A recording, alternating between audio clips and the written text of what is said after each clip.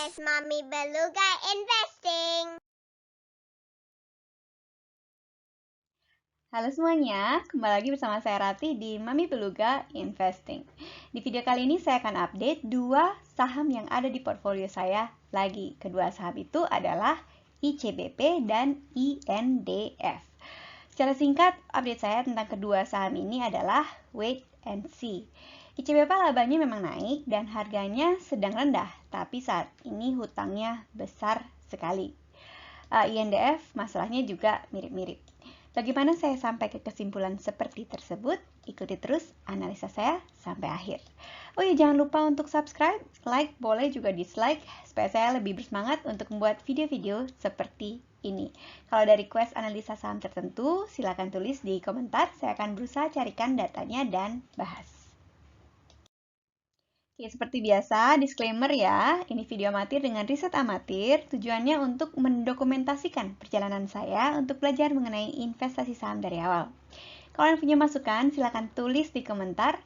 Apa yang saya kemukakan channel ini jangan dianggap sebagai nasihat keuangan. Mohon lakukan risetnya sendiri sebelum membuat keputusan keuangan dan investasi.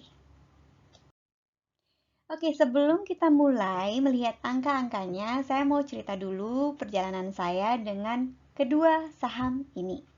Kita mulai dari induknya ya, INDF. Oke, saya beli INDF cuma sekali sejauh ini ya, yaitu di bulan Juli 2020, seperti yang kita lihat di layar. INDF ini adalah salah satu saham yang saya beli pada saat saya pertama kali punya akun investasi saham. Saya tidak analisa sahamnya sebelum membeli dan saya beli karena bisikan. Sekarang setelah hampir setahun rutin analisa saham, saya memantau obrolan-obrolan di grup dan forum media sosial. Saya tahu keputusan untuk beli saham semacam ini cukup berbahaya. Oke, saya nggak mau melakukan itu lagi. Oke, berikutnya adalah ICBP. ICBP adalah salah satu saham yang pertama kali saya analisa di channel ini. Itu yang saya perlihatkan di layar ini adalah video pertama saya di channel ini ya. Saya beli karena satu, secara historis labanya meningkat. Dan yang kedua adalah brandnya kuat dan saya suka dengan Indomie. Tapi pada saat itu saya juga tahu harganya sedang kemahalan karena PI-nya ada di kisaran 24. Sedangkan standar saya adalah di sekitar 10. Oke, saya beli ICBP 5 kali, masing-masing satu lot ya, setiap kali belinya. Saya beli di harga 8.500 seperti yang kita lihat di layar ya, 8.500 sampai dengan 9.500-an rupiah per lembar. Total uang yang saya kucurkan untuk ICBP adalah sekitar 4,5 juta rupiah. Untuk portfolio saya jumlah totalnya cuma 8 jutaan, angka ini besar sekali. Oke, semakin turun harga ICBP, makin jauh juga portfolio saya tertekan. Jadi hari ini saya akan analisa kedua saham ini untuk tahu apa langkah saya berikutnya. Pertanyaan utama saya adalah pegang terus, jual, atau beli lagi? Karena sedang murah ya. Oke. Nah, kita mulai seperti biasa, kita mulai dari IPS ya. Di layar saya tampilkan IPS kedua perusahaan dari tahun 2010 untuk ICBP dan tahun 2008 untuk INDF.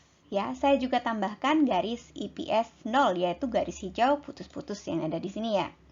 IPS di bawah garis hijau ini menandakan bahwa perusahaannya sedang merugi. Ternyata di tahun 2020 IPS kedua perusahaan ini masih tumbuh loh. Sekedar catatan ya, banyak perusahaan lain yang pendapatannya menurun di tahun 2020 karena terdampak pandemi. Bahkan ada yang merugi. Oke. Kalau dari sini, dari segi IPS tahunannya, kita lihat kedua perusahaan ini tidak seperti itu. Jadi cukup oke ya. Oke, sekarang kita lanjut. Ini hal yang baru di channel saya yang di layar ini, terutama yang berbahasa Indonesia. Seperti kita tahu, ICBP baru saja mengakuisisi Pine Hill, sebuah perusahaan produsen mie instan dan bumbu di Timur Tengah, ya, ICBP. Akuisisinya seharga hampir 3 miliar dolar, di mana sekitar ya ICBP ya, ini akuisisinya sekitar 3 miliar dolar, di mana sekitar 2 miliar dari akuisisi itu dibiayai oleh pinjaman. Oke, sekedar perbandingan, penjualan bersih tahunan ICBP di 5 tahun terakhir ini ada di kisaran sekitar 3 miliar dolar. Jadi pinjaman ini angkanya cukup besar untuk ICBP. Yang mau saya tahu kali ini adalah apakah ICBP dan INDF yang merupakan induk perusahaan ICBP ya, mampu membayar hutang yang sebesar itu. Oke, untuk itu saya bandingkan antara hutang jangka panjang yang grafiknya berwarna ungu ya, hutang jangka pendek yang grafiknya berwarna merah jambu, lalu dengan kas atau setara kas yang grafik batangnya di sini berwarna hijau. Oke, saya belajar dari kasus Sril yang mana perusahaan ini punya aset ya lumayan banyak tapi kesulitan untuk bayar hutang karena nilai kasnya tidak mencukupi. Oke, kita mulai sekarang dari ICBP ya. Oke, kita lihat di tahun 2017 sampai dengan awal tahun 2020 ya, hutang jangka pendek dan jangka panjangnya tidak terlalu jauh-jauh dari nilai kasnya. Tapi kemudian sejak pertengahan 2020, hutang jangka panjangnya meningkat tajam. Jumlahnya 4 kali lipat lebih daripada nilai kasnya. Di kuartal pertama tahun ini, tahun 2021, hutang jangka pendeknya hampir 2 kali lipat dari nilai kasnya. Oke, ini hal yang belum pernah terjadi sebelumnya ya dari sejak tahun 2017. Oke, sekarang kita lanjut ke INDF. Kita lihat di layar sejak tahun 2017, nilai hutangnya memang cukup besar kalau dibandingkan dengan nilai kasnya. Tapi di awal tahun 2020 sama dengan ICBP, nilai hutang jangka panjangnya melonjak cukup jauh, sekitar 5 kali lipatan daripada kasnya. Ya masuk akal ya, karena INDF adalah induk perusahaan ICBP. Oke, sebegitu perbandingan antara hutang dengan nilai kas dari ICBP dan INDF. Kalau dibandingkan secara historis, jumlahnya memang cukup besar yang kali ini ya, yang dari tahun 2020 ini. Jadi kita masih tunggu apakah ICBP dan INDF akan mampu membayar hutangnya dengan baik. Sejauh ini kita lihat untuk kedua perusahaan ini labanya terus meningkat, seperti yang kita bahas sebelumnya ya. Dan kita masih tunggu ke depannya, apakah hutangnya akan membebani labanya. Dengan kata lain, apakah cicilan hutangnya akan menggerus labanya. Ya, kalau iya, mungkin kita lihat nanti bahwa EPS-nya akan turun. Sekarang kita lihat ya untuk tahu apakah EPS-nya sudah terpengaruh dari cicilan hutangnya ini. Sekarang kita lihat dulu lebih dekat ya di layar kita lihat EPS kedua perusahaan ini sejak kuartal pertama 2019 sampai dengan kuartal kedua 2021 tahun ini. Kita lihat grafik tren EPS ICBP dan INDF lumayan identik ya. Keduanya turun di kuartal pertama dan kedua tahun 2021 ya. Tapi kalau dibandingkan dengan kuartal yang sama di tahun sebelumnya, 2 tahun sebelumnya, jumlah penurunannya yang kali ini, yang di 2 kuartal tahun 2021 masih sedikit lebih tinggi. Jadi setidaknya 2 kuartal terakhir kita tidak melihat penurunan signifikan. Ya. Berikut kita lihat laba perusahaan yang dibagikan ke pemegang saham ya. Kita lanjut ke dividennya. Kita lihat dividennya untuk melihat laba perusahaan yang dibagikan jadi dividen di grafik di layar saya plot seperti biasa ya, 3 lapis informasi. Yang pertama adalah dividen per tahunnya yang saya plot sebagai nokta-nokta tebal yang dihubungkan dengan garis tebal seperti yang kita lihat di layar. Di tiap nokta juga saya lengkapi dengan 2 informasi dalam bentuk teks di atas dan di bawah. Teks bagian atas adalah jumlah dividen per saham dalam rupiah, dan teks yang di bawah adalah persentase dividen terhadap laba perusahaan. Ya. Oke, sebagai perbandingan lagi ya, saya plot kembali EPS tahunannya. Oke, sekarang kita lihat grafiknya lebih dekat. Oke, dari pengamatan saya terhadap grafik yang ada di sini ya, dari segi rasio saya suka karena kedua perusahaan nggak maksa untuk memberi dividen. Persentase dividen dibandingkan labanya masih masuk akal. Oke, bagusnya walaupun demikian dividennya kita lihat masih tetap bertumbuh ya, walaupun tidak sebegitu tinggi tapi dia tetap bertumbuh. Oke, lebih bagusnya lagi meningkatnya nggak secepat peningkatan labanya. Oke, ini adalah hal yang cukup baru untuk video berbahasa Indonesia saya, yaitu melacak pergerakan dividen yield. Dividen yield adalah persentase dividen dibandingkan dengan harga saham.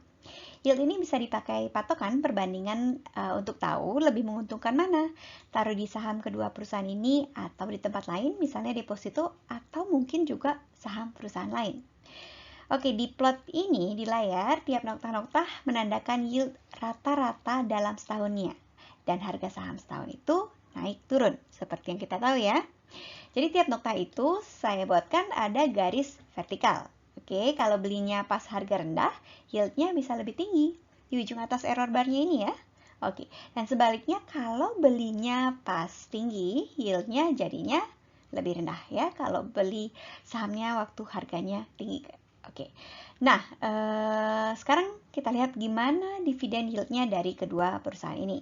Oke, untuk ICBP, dividen yieldnya rata-rata sejauh ini ada di kisaran 1 sampai dengan 2%-an beberapa tahun terakhir. Paling tinggi itu sempat di tahun 2018 dengan yield 2,7%. Tahun lalu masih oke ya, yieldnya ada di 2,2 dan 2,6 ya. Oke, sedangkan untuk INDF, dividen yieldnya rata-rata ada di kisaran 3 sampai dengan 4%-an beberapa tahun terakhir ini. Walaupun dulunya di tahun 2004, tahun 2003 itu sempat mencapai 6,5%, 6%-an. Oke. Jadi untuk saat ini dividen yield INDF mirip-mirip ya dengan bunga deposito di bank pemerintah, yaitu di kisaran sekitar 3 sampai dengan 4%-an juga. Dari situ saya lihat jadinya tidak sebegitu menarik ya, karena deposito di bank itu dijamin nilainya, walaupun tidak ada capital growth ya, kalau dibandingkan dengan saham. Oke, perbandingan lain lagi adalah dengan saham lain di portfolio saya, yaitu BJBR dan BJTM. Ya, dividen yield kedua bank ini ada di kisaran 6%-an dan hampir mendekati 7%-an bahkan ya. Dari perbandingan tersebut saya merasa ICBP dan INDF tidak sebegitu menariknya lagi. Ya. Oke, sekarang kita lanjut ke harga wajar ya. Sejauh ini kita sudah lihat gimana EPS-nya meningkat, gimana utangnya sangat tinggi sekarang ini dan dividen yield-nya tidak sebegitu menariknya. Oke, sekarang kita lanjut untuk melihat harga wajar. Apakah kedua saham ini masih masuk harga wajar untuk saya? Oke, seperti biasa untuk menilai berapa harga wajar dari kedua perusahaan ini, di sini saya plot 3 lapis informasi. Yang pertama adalah pergerakan harga. Seperti kita tahu, harga adalah informasi yang paling gampang dicari. Oke, kedua adalah PE atau Price to Earning Ratio. Price to Earning Ratio 10 di sini ya. Saya plot sebagai garis hijau putus-putus. Price to Earning Ratio adalah perbandingan antara harga dengan laba perusahaan. Kasarnya angka Price to Earning Ratio itu adalah harga sahamnya 10 kali lipat dari labanya. Dengan PE ratio 10 ini saya berharap akan bisa kemungkinan balik modal dalam waktu 10 tahun.